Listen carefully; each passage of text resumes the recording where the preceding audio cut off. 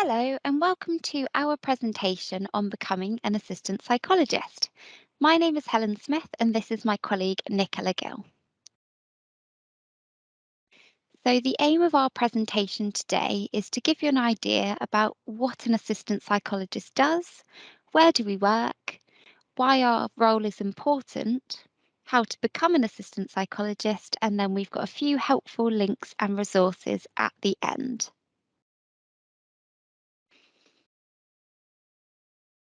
So there is a range of settings an assistant psychologist may work. That might involve working in the NHS. So you could be on hospital wards or you could be out in the community. You might be helping patients with physical health needs or they might have mental health difficulties. Other settings could be forensic, so that could be working within prisons or more secure hospital settings. You could also be working in schools, so with children and young adults. And you could be working in research positions, so that might be working on projects within universities or clinics. And of course, you can work in other private companies. So the most common things we do. So a lot of our work, we're delivering interventions to build up individuals' coping skills. And that might be to help them manage and deal with things that have happened in the past, or it might be to help build their skills and resilience to stressful situations that might be going on in the present. We engage every individual in therapeutic activities. So activities could involve listening to a person's favourite song, might be taking them for a nice walk, it might be doing some arts and crafts with them, playing a game. So any activities really that can engage an individual to work with us. A lot of our work also involves giving an individual a space to talk. So it's really important that people we work with feel that they're being listened to and to have their voice heard.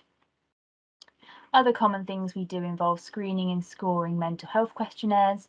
So that might be reviewing answers to patients' questionnaires and finding out what intervention might be best suited for them.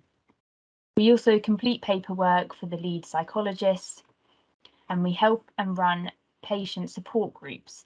So that we help sort of managing the group, making sure people aren't distressed and making sure the group runs smoothly. And we also try and understand and apply clinical research. So that is using techniques that have evidence behind them. So, other skills we need are good communication skills. So, this would include communicating obviously with our patient, talking to them about concerns, and raising these with professionals involved as well.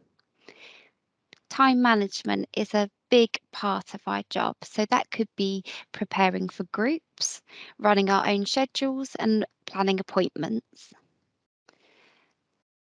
As for helping anyone with a mental health problem, we need to help ourselves as well. So, this includes managing our own emotions and finding our own coping strategies, because the best way to support someone else is by feeling well ourselves as well.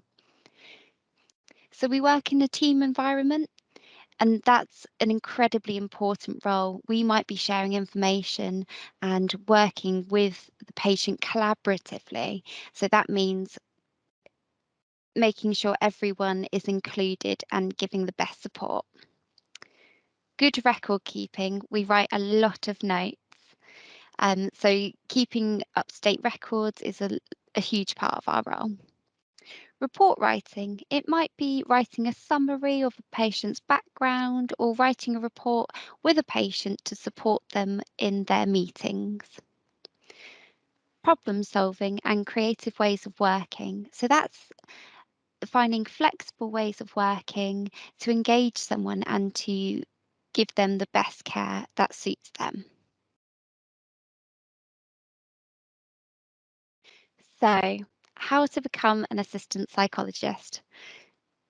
One of our biggest roles is going to university. So, that might look like a psychology degree that's accredited by the British Psychological Society, and we've added a link there for your information. by finding relevant jobs and volunteering positions. So that could be building yourself up and getting experience in a healthcare role, such as a healthcare facilitator role. We will be honest, the competition is fierce. So keep applying, keep asking for written feedback from your interviews, and you will get there. A big tip as well is to practice for your interviews. Speak to other assistant psychologists or other psychologists that might be in a similar situation to you if you're not getting anywhere from your interviews. And share tips on what to discuss, what topics to look up before you go. They might be relevant to the job you're applying for. So, for instance, in a forensic setting, you may look at forensic history and mental health. And talk about your interests as well. That way, you'll come across more passionate.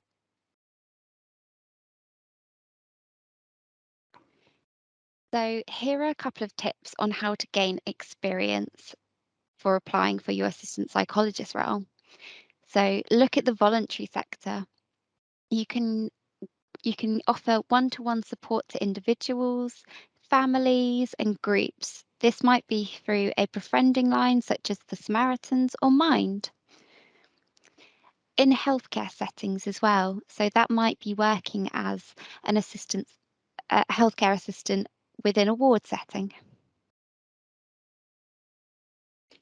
There are some other ways you can gain experience to increase your chances of getting an AP role, and that might be doing a support worker or an educational assistant in a residential setting. So that could be things like a school, and that might be for children that have special educational learning needs, or it might be for adults that need supported accommodation in care homes.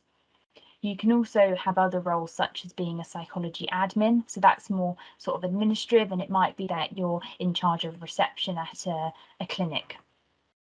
You can also take other experience, and that might be at university. So often universities have a peer support role, and that's where you can step up to be a peer mentor, and that's where you can maybe help facilitate new students coming in, helping them settle in and giving them support that way. And as mentioned, you can also be an educational assistant, so that might be a teaching assistant within a school. And finally, other ways to get experience might be within the research setting. So you can work as a voluntary research assistant, and that might be within the NHS, or it might be within academic settings such as universities. And you can sometimes do placements where you work within research clinics while you're at university. And it's worth noting that Berkshire Healthcare Trust have a research department, so that's where you can request to be involved in any research that's going on, or if you have any ideas of your own. So this is just a summary of my journey to becoming an assistant psychologist, and this is just to give you an idea of what it may look like to become an assistant psychologist. So I started my psychology journey by completing a psychology A-level in college. After college, I attended Bournemouth University and completed a BPS accredited psychology degree. And that's where I also worked as a peer mentor guiding first year students. After university, I started a support worker role, and that was at Prospect Park Mental Health Hospital. Alongside working as a support worker, I volunteered for a depression and anxiety charity, and that was helping to set up and organise peer support groups. I was also quite lucky. I also volunteered to do a mental health placement in Sri Lanka for 6 weeks. After my time in Sri Lanka, I then went on to do a master's, so that's further education on top of my undergraduate degree, and I did that in clinical psychology for a year. And after finishing my master's degree, I finally got an assistant psychology post at Prospect Park Hospital, and I worked on the adult acute wards for a year and a half. And I currently work in a sort of therapeutic community program at Berkshire Healthcare.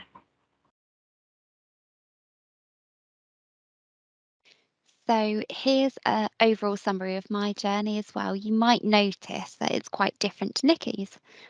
So I started my psychology journey by completing an A-levels psychology at sixth form. I then attended Bath Spa University to complete a BPS accredited psychology degree.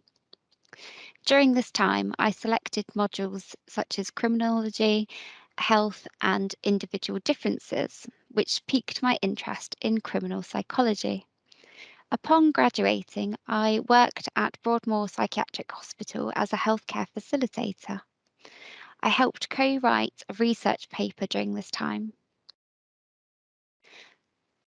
I started I started volunteering 1 day a week at Belong Charity, which works alongside a HMP Feltham Young Offenders Prison, offering wellbeing support and reintegration services in the community.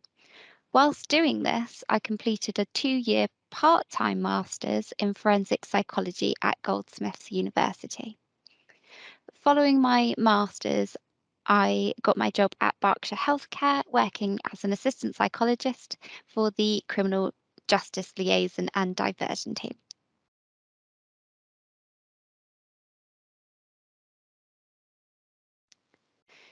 So, here are a few extra tips and links for you just to find some additional information on getting a career in psychology, becoming an assistant psychologist, and looking at volunteering opportunities.